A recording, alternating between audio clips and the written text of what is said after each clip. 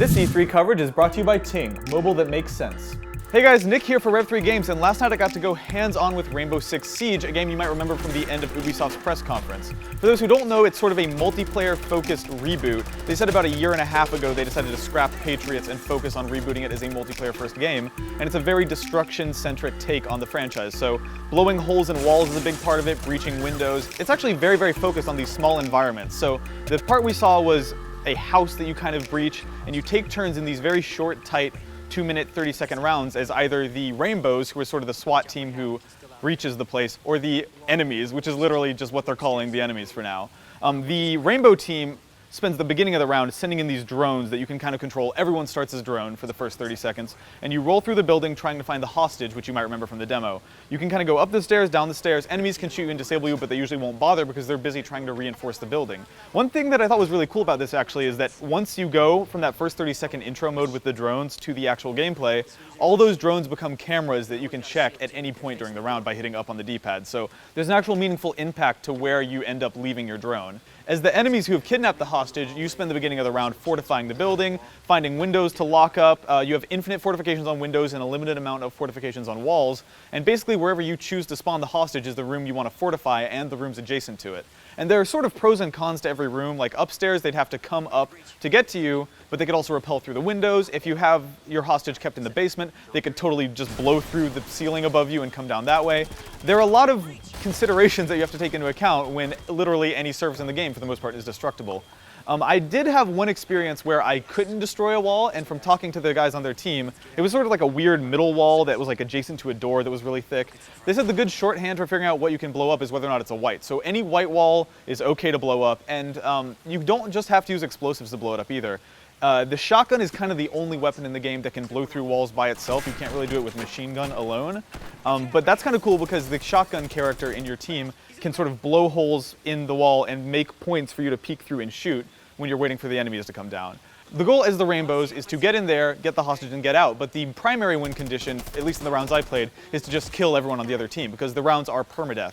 Now they're only 2 minutes and 30 seconds long, so it isn't exhausting waiting for yourself to respawn, but there's something kind of cool about that, and it makes it extremely tense, that when you die, you're dead, unless you're only half dead and then someone revives you, but that's whatever, that's a whole other thing. I also asked them if there were any other win conditions, and they said that if you escape with the hostage when you're the raiding team, that's a win.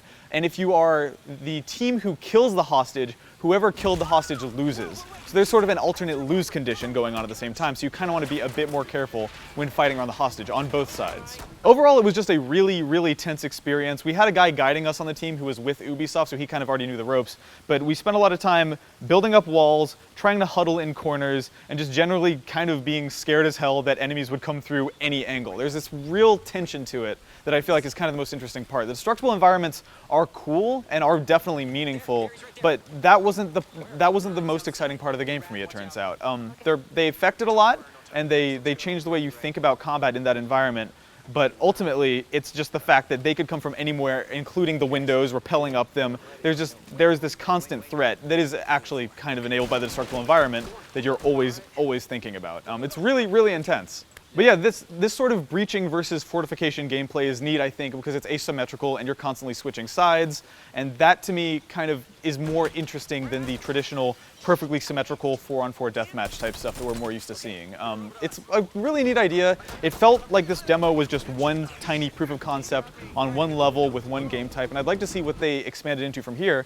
But they did say multiplayer focused and multiplayer first, and that is exciting to me as someone who did enjoy what I got to play with it. So yeah, that's what I thought of my time with Rainbow Six Siege. If you have any questions, let me know in the comments, and I'll get to them when I'm not running around the show floor. It's a pretty cool idea and a pretty next-gen feeling multiplayer experience, which is kind of what I'm looking for here this week, is things that kind of feel like they're representative of the future of video games. So yeah, pretty interesting stuff. Hey, if you're enjoying our E3 coverage, you can support us by checking out Ting, a cell phone service provider where you only pay for what you use. 98% of people, that's a 9 followed by an 8, would save money by switching to Ting, sometimes hundreds of dollars a year. Here's what makes Ting different from your current plan. With Ting, you only ever pay for what you use, and so if you're like me and never use the actual phone part of your phone bill that month would be $0. Ting is also completely contract-free, which means no early termination fees, and Ting will even help you pay your network's early termination fees so you can make the switch over. They've even got a savings calculator to help you figure out exactly how much you'd save in just a couple of seconds. Support us by going to rev3games.ting.com and you'll get $25 in credit off your first bill or device.